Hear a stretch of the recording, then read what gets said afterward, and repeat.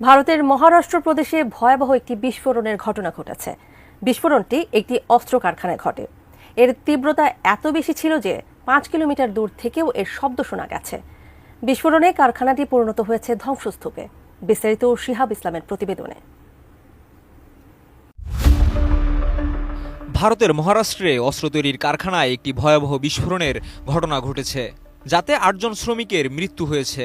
এছাড়া এখন পর্যন্ত 7 জন আহত হয়েছেন বলে জানা গেছে। বিস্ফোরণের তীব্রতা এত বেশি ছিল যে এর শব্দ 5 কিলোমিটার দূর থেকেও শোনা গেছে। সেই সঙ্গে একটি ভিডিওতে দেখা গেছে কারখানার এলটিপি অংশ থেকে ঘন কালো ধোঁয়া বের হচ্ছে। আজ শুক্রবার সকাল 10:30টার দিকে মহারাষ্ট্রের ভান্ডারা জেলার ওই কারখানায় বিস্ফোরণটি ঘটে বলে জানিয়েছে ভারতীয় গণমাধ্যম এনডিটিভি। এছাড়া জেলা প্রশাসক সঞ্জয় কোল্টে জানান, বিস্ফোরণটি কারখানার এলটিপি বিভাগে ঘটেছিল এবং ঘটনাস্থলে ফায়ার সার্ভিসের কর্মী ও চিকিৎসক দল পৌঁছেছে। বিস্ফোরণের ফলে কারখানার ছাদ ধসে পড়েছে এবং 1 ডজনেরও বেশি শ্রমিক ধ্বংস হওয়া স্তূপে আটকা পড়েছেন। সঠিক প্যাড আর সঠিক তথ্য দিয়ে এসব সামলে নিব এক হয়ে। Monalisa sanitary napkin.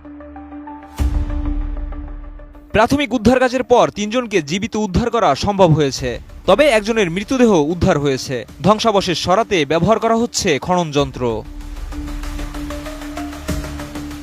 এই ঘটনায় ভারতের কেন্দ্রীয় মন্ত্রী নীতিন গডকরি বলেন, ভান্ডারার অস্ত্র কারখানায় একটি বড় দুর্ঘটনা ঘটেছে।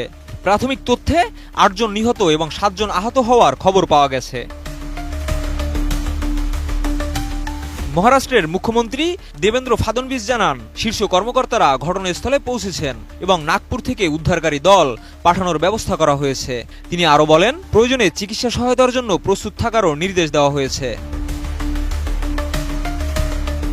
এদিকে বিস্ফোরণের তীব্রতা এতটাই ছিল যে এর শব্দ 5 কিলোমিটার দূর থেকেও শোনা গেছে। এমনকি একটি ভিডিওতে কারখানা থেকে কালো ধোঁয়া উঠতে দেখা গেছে। এই মর্মান্তিক ঘটনার ব্যাপক প্রভাব স্থানীয় জনগণের উপর পড়েছে। শিহাব ইসলাম, এটিএন নিউজ।